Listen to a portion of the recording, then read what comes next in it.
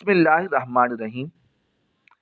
ایک عورت کو اللہ تعالیٰ ہر بار اولاد نرینہ سے نوازتا، مگر چند ماہ بعد وہ بچہ فوت ہو جاتا، لیکن وہ عورت ہر بار صبر کرتی اور اللہ کی حکمت سے راضی رہتی تھی، مگر اس کے صبر کے امتحان طویل ہوتا گیا اور اسی طرح ایک کے بعد ایک اس عورت کے 20 بچے فوت ہوئے۔ آخری بچے کے فوت ہونے پر اس کے صبر کا بندھن ٹوٹ گیا۔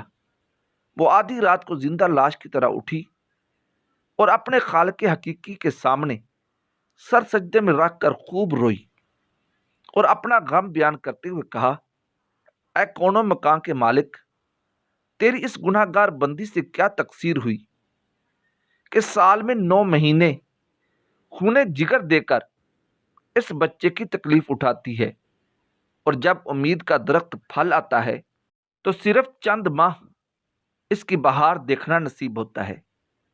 آئے دن میرا دل غم کے ہول کا شکار رہتا ہے، میرا بچہ پروان چڑھے گا بھی کہ نہیں؟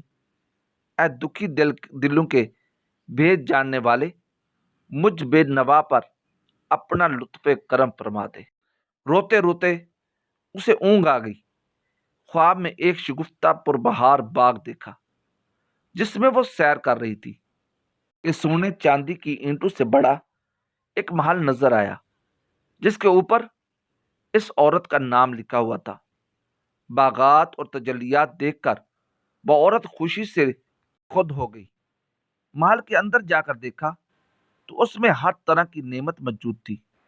اس کے تمام بچے بھی اس محل میں موجود تھے، تو اسے وہاں دیکھ کر خوشی سے جھوم اٹھے تھے۔ پھر اس عورت نے ایک غیبی آواز سنی کہ تو نے اپنے بچوں کے مرنے پر صبر کیا تھا، یہ سب اس کا اجر ہے۔ خوشی کی اس لہر سے اس کی آنکھ کھل گئی۔ جب وہ خواب سے بیدار ہوئی تو اس کا سارا ملال جاتا رہا۔ اس نے بھیگی ہوئی آنکھوں سے عرض کیا، یا الہی، اب اگر تو اس سے بھی زیادہ میرا خون بہا دے تو میں راضی ہوں۔